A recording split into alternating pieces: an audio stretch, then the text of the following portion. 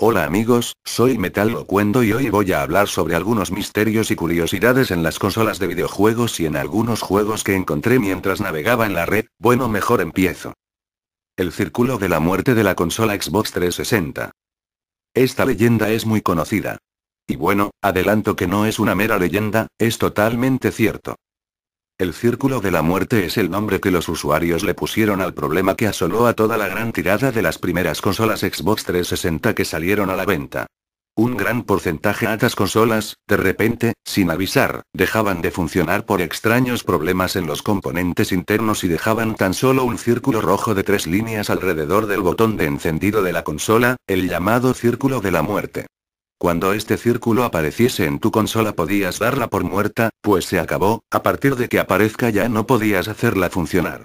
Ha habido gente a la que les ha salido por las buenas, de repente, jugando a cualquier juego.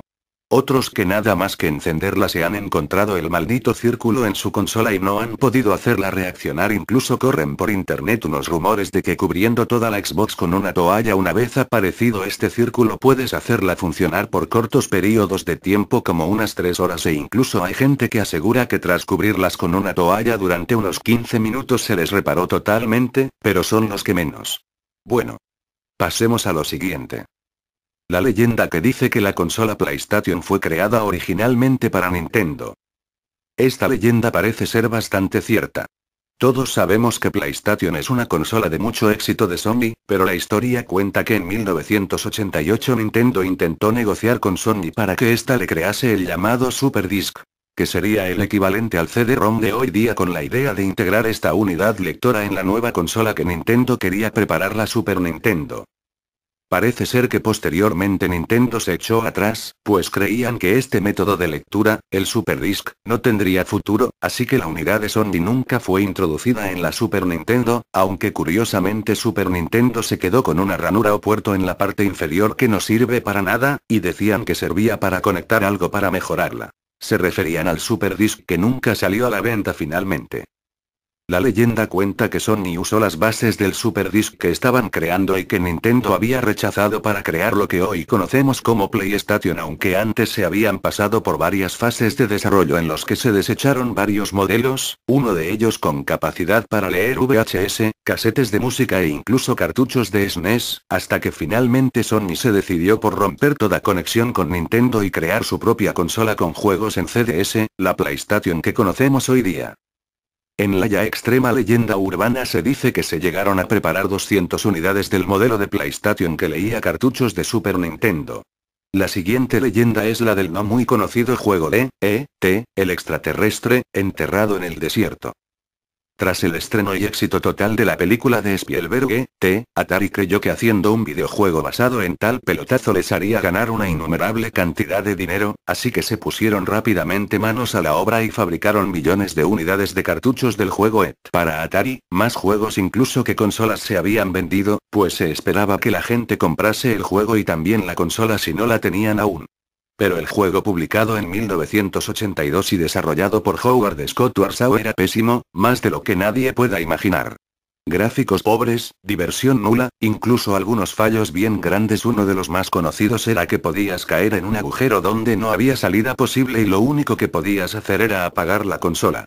Así que el juego fue uno de los fracasos más grandes de toda la historia de los videojuegos. Dicen que este cartucho fue el principal problema del fin de Atari. Llegó un punto en el que los costes de almacenaje de los juegos eran carísimos y Atari no encontraba salida del juego en las tiendas, no había ventas, así que finalmente la compañía tuvo que deshacerse de montones y montones de unidades de cartuchos de la única forma que vieron posible, enterrándolos de forma secreta en un desierto en Nuevo México. Hay gente que asegura haber ido al desierto y desenterrado algún cartucho. Además, los habitantes del lugar donde se supone que Atari enterró los cartuchos pusieron una placa que dice "Aquí descansa E.T. y su familia". Esta leyenda es muy conocida también, e incluso el grupo Intergreen realizó un vídeo musical de su canción No en Primero Wake Up donde hacen un homenaje a esto y podemos ver a los integrantes del grupo desenterrando cartuchos de E.T. en el desierto. La siguiente leyenda es la del personaje oculto en el juego Sonic R. la Tails Doll. La Tails Doll es un personaje secreto en el videojuego de la saga de Sonic the Hedgehog Sonic R, lo obtienes al encontrar los 5 tokens en la pista Radical City, posee una aceleración y velocidad excelente. Y además aparece como un personaje de escenario en el juego de dispararle al blanco en Sonic Adventure. Esta es la versión tradicional, pero hay quienes dicen que la Tails Doll existe más allá de los videojuegos, que es real y que es la mensajera de la mismísima muerte. Antes de morir la verás y la luz roja de la punta de su antena será el aviso de que tu fin ha llegado. ¿Cómo nació esta historia? El Tails Doll es un mito que se formó hace años cuando en Los Ángeles, California, una madre encontró a su hijo muerto mientras estaba jugando en su consola Sega Saturn Sonic R. La madre al hacer su declaración dijo que el niño se lo pasaba mucho tiempo jugando a su consola, y que está obsesionado con sacar un muñeco o algo así. Cuando lo llamó por tercera vez para ir a cenar en la tarde del Día de Acción de Gracias, el niño no respondía y le pareció extraño, porque habían venido sus abuelos a cenar como cada año y él siempre los trataba como reyes porque siempre le traían regalos.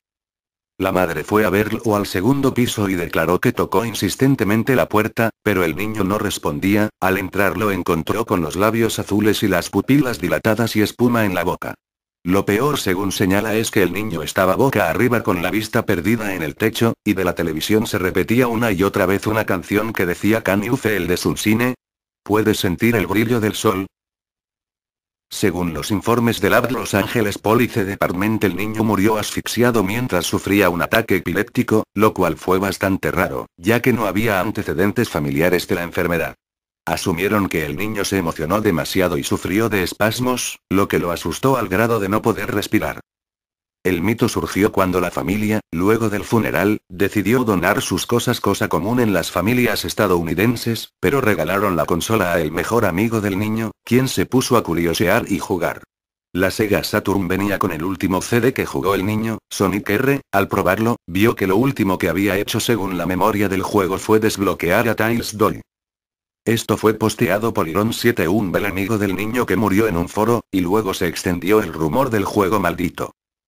De hecho, Sega jamás volvió a usar el personaje en otro juego, debido a la psicosis que se formó, y hasta el día de hoy la leyenda del Tails Doll maldito persiste. Bueno, vamos ahora a la última leyenda, la cual es para mí la más enigmática. Estoy hablando del juego maldito, Polybius. Polybius es un supuesto juego arcade que se convirtió en una leyenda urbana. Según la historia, el juego fue lanzado al público en 1981, causando efectos devastadores a los jugadores tales como locura, estrés, horribles pesadillas e incluso tendencia al suicidio. Poco tiempo después de su lanzamiento, el juego desapareció sin dejar rastro. Aún no hay pruebas de que este juego haya existido. Según la historia, un juego nunca antes visto había aparecido en varios suburbios de Portland, en partes de Oklahoma y, según afirman muchos, también en el norte de California, Estados Unidos, conocido como Polybius. El juego supuestamente fue fabricado por una empresa llamada Sinneslchen, en alemán pérdida de los sentidos, y programado por Ed Rothberg.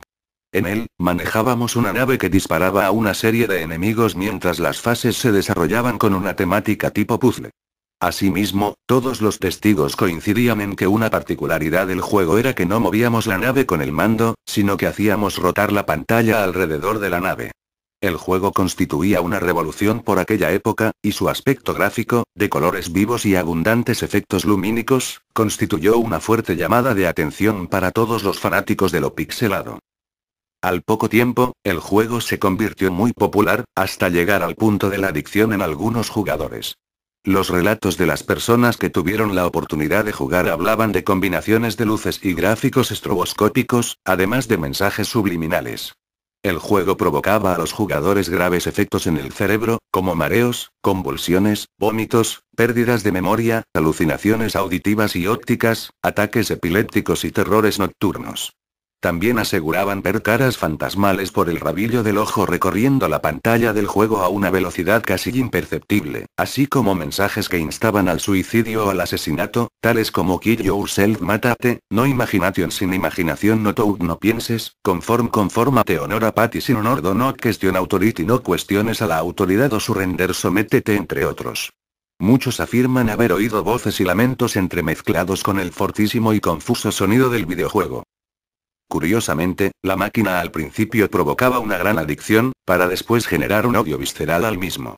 Los jugadores olvidaban en qué consistía el juego de forma escalonada, por lo que hoy en día es casi imposible encontrar un testimonio de alguien que haya conseguido jugar y lo recuerde a la perfección.